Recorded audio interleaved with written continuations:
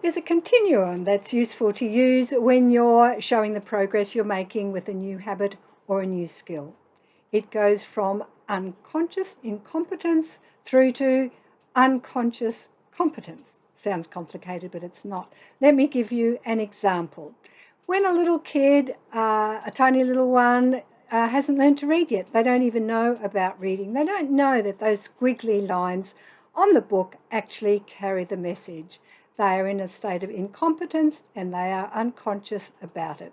Then they move to conscious incompetence. They know that those squiggly lines mean something and they want to learn what it is. So they move into conscious competence. And this is where the hard work starts, the sounding out, the practicing, the repetition, until finally they've nailed it and they move into unconscious competence, where they do it easily without even thinking about it.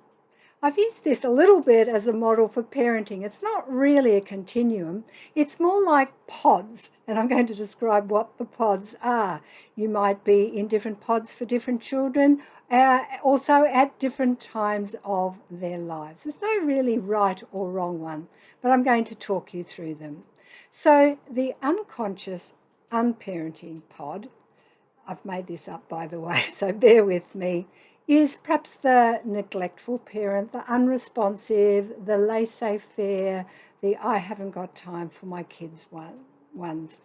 The outcomes are usually not so good here, although they could be. And some of your children might not really need any parenting themselves.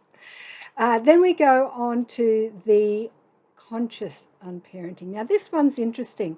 I believe there are actually some theories and some movements where parents decide to do very little actual, what we would consider parenting. They don't set rules and consequences, they don't intervene, they just let the child make the decisions and learn from their mistakes. I'm not sure what the long-term consequences of that style of parenting is, but I'll be interested to watch it and see what develops. Then we move into the conscious parenting, and I'm going to come back to that lot soon. But first I'm going to go on to the unconscious parenting. Now, I don't work with people who are unconsciously unparenting or consciously unparenting. Neither do I work with those who are unconsciously parenting, because I don't need to. They know what to do. They've mastered the skills. It doesn't mean they don't have problems and issues, but they know what to do. They use brain compatible strategies to solve the problems as they come along. I've worked with quite a few parents and moved them into the unconscious parenting, and life is much more joyful when you get there. But maybe you're sitting in the conscious parenting. You're aware of what's happening. You're not necessarily finding it easy. It's not automatic and it's not always joyful. In fact, quite often you're probably frustrated, frazzled, and not knowing where to turn. I know, because I was there for so many years in my own parenting. These are the parents that I work with.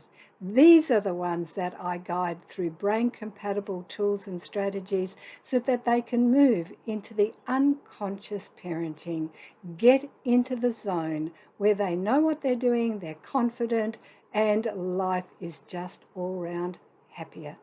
If you are struggling along in your conscious parenting and you would love to get more in the zone or spend more time in the zone, do let me know. It's what I do. I'm here to help. Bye for now.